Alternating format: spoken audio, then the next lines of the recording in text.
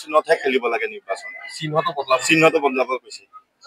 চাওক এই মুখ্যমন্ত্ৰী যিখন চকী এইখন চকীত ভাৰতৰত্ন গোপীনাথ বৰদলৈ ডাঙৰীয়া বহিছিল আপুনি কল্পনা কৰক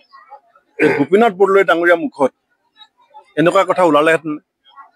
যিটো কংগ্ৰেছ দলে তেওঁক ৰাজনীতি আঙুলিত ধৰি ক খ শিকালে জালুকবাৰীত তেওঁ কোন দলৰ পৰা এম এল এ হৈছিল ৰাজ্যপালৰ ভৱনত 3বাৰ শপত গ্ৰহণ কৰিবলৈ কোন দলৰ পৰা গৈছিলে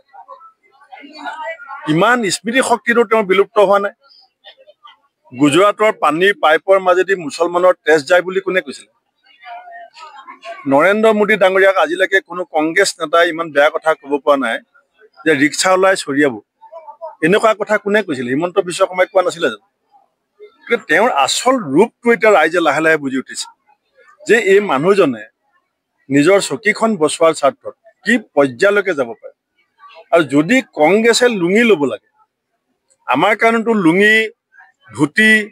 লং পেণ্ট পাইজামা চব সমান মই ধুতিও পিন্ধো যেতিয়া নামঘৰলৈ যাওঁ কেতিয়াবা ঘৰত আমি আজৰি সময়ত লুঙিও ব্যৱহাৰ কৰোঁ ৰাজনৈতিক দলৰ সভাত আজি পাইজামা পিন্ধি আহিছোঁ বাহিৰত ফুৰিবলৈ গ'লে লং পেণ্ট পিন্ধি যাওঁ আমাৰ কাৰণে দৃষ্টিভংগী বেলেগ যদি বিজেপিয়ে ভাবিছে যে আমাৰ দলৰ চিম্বলটো তেওঁলোকে ঠিক কৰিব আমাৰ বহুত মানে মোক কয়